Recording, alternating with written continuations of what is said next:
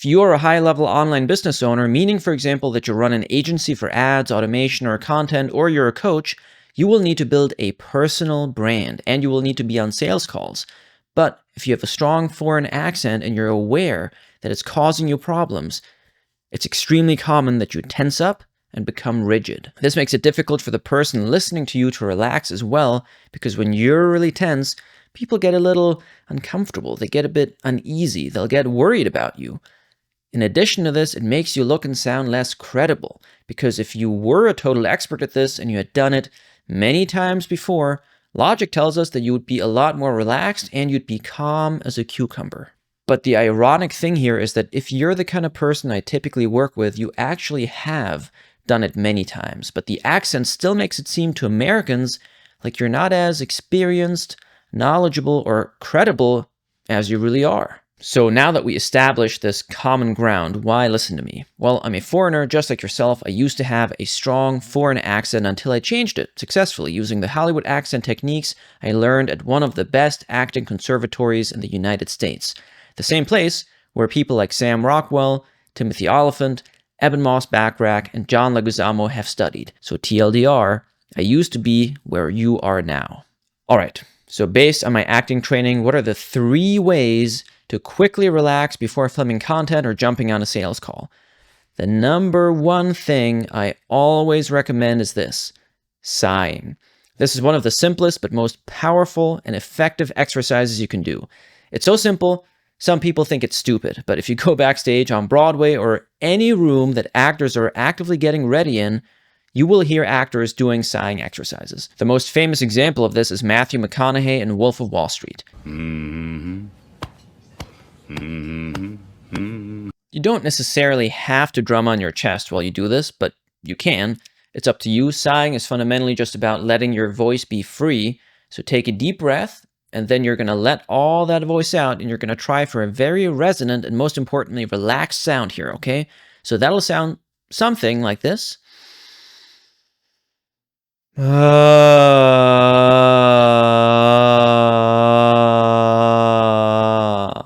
And you can play around with this a little bit more. You can modulate it a bit.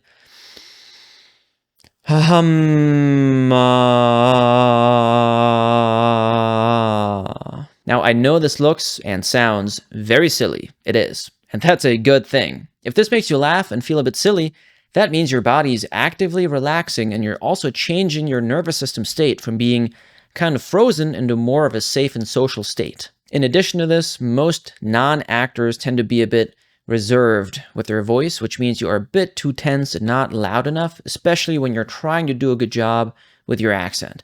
This helps you free the voice a bit, and at the same time, you're also building vocal stamina. The goal here should be to hold on to that sigh for about 5 to 10 seconds. If you can go all the way up to 10 seconds without your voice crackling or you starting to cough, you're probably doing pretty well. So honestly, if I could only give you one thing to do before a sales call, that would be it. Now, the second thing is to get your body moving a bit. Most of us are very sedentary. You sit at the desk all day, working at the computer, and you just get really set in that way of holding yourself. So an easy thing to do is just to get up out of your chair and move. This can be doing a few push-ups, you can do a plank, you could do a couple of pull-ups, jump up and down, do jumping jacks. Just get your blood flowing a little bit. This will wake up your entire body and make you hold on to yourself a little less. Because if you sit there super still, rigid, staring into the camera because you were told you need to hold eye contact, it comes off as more of a death stare rather than a friendly, open connection. Does that make sense? Now, the third thing I recommend is a bit more subtle. When I studied the craft of acting in New York City, one really helpful class that we had was called the Alexander Technique. Superficially, the Alexander Technique is about posture and coordination, but it goes a lot deeper than that. The example I always like to use here is this. If you tell somebody to walk across the room from corner to corner, they'll do it and they'll look perfectly normal.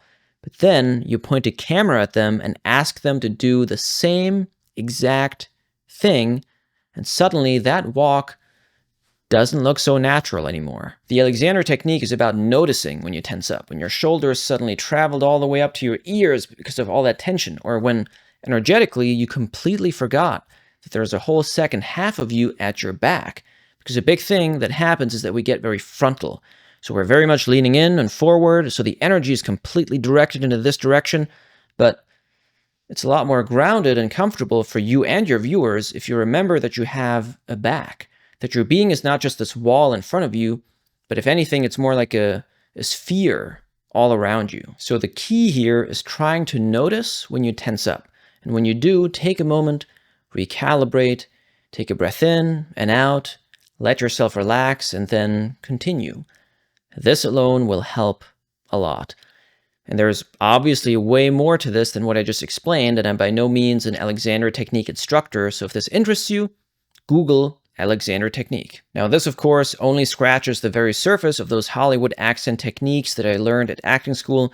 If you're interested in making a meaningful change to your accent so you can unlock the American market with your content and ads and charge higher prices, I'm launching a cohort program, actually. I'm super excited about this because unlike one-on-one coaching, this will give you the opportunity to not just pressure test what you're learning in front of a live audience, but you also learn so much from hearing other people get corrected. Your listening ability and ability to self-correct will become so much better because of this. So if you're an action taker, click on the link below to book an accent assessment, during which we'll identify exactly what's holding your accent back and we'll map out how to fix it. If instead you want to take it a bit slower, I'd recommend that you join my free community. You can send me a DM there with any questions, and I just started hosting a free weekly call as well. It's an open Q&A where you get to see how I work and you get to connect with other like-minded folks. And that's it for today's video, and I'll see you in the next one. Oh, okay.